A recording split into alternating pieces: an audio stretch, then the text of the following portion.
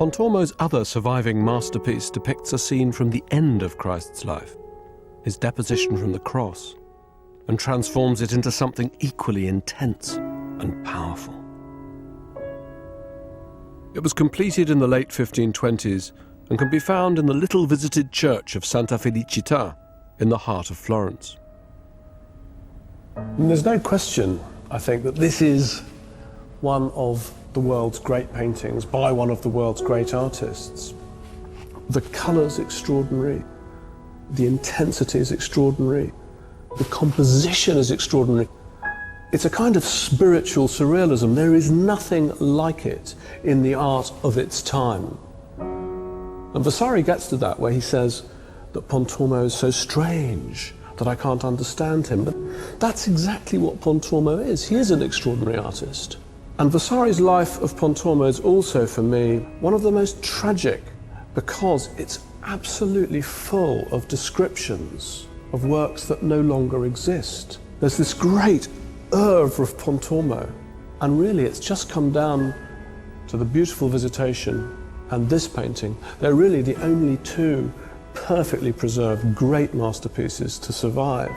So Vasari, he gives us the rest of the iceberg, and all we've got left to contemplate is the tip.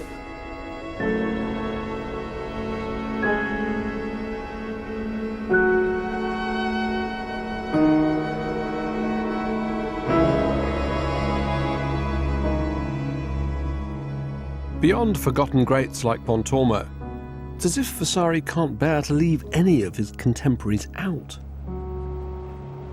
The fact that the Lives is such an exhaustive list of high Renaissance artists is part of the book's beauty. It's an A to Z, from Albertinelli to Zucchero.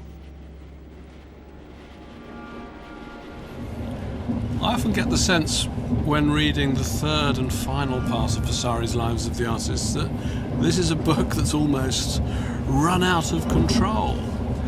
He'd begun with this very sort of schematic account of history and the development of art, and every artist has to fit that. Every artist is a different rung on the ladder of progress. But when you come into this incredible period, say from about 1480 to about 1530, you have this sense that the book's exploded into a carnivalesque procession of larger-than-life, strange, eccentric characters.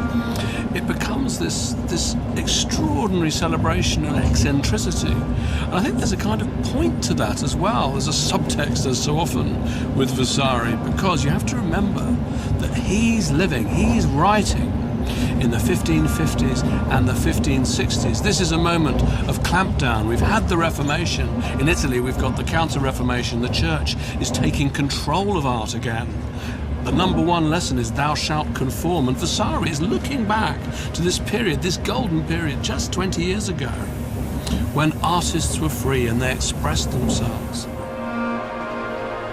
There's also a strong sense of darkness about many of the later lives, such as that of the morbid Pontormo, which may have reflected the spiritual crisis of the time. And there's a greater sense of Vasari's own psychological complexity. He has, in fact, been the subject of a study by a leading Florentine psychologist. I went to see Graziella Magarini in Florence on an appropriately storm-tossed day.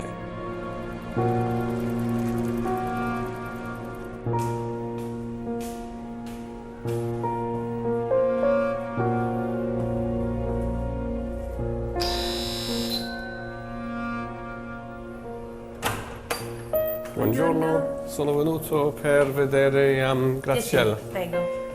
Che tempo brutto, eh?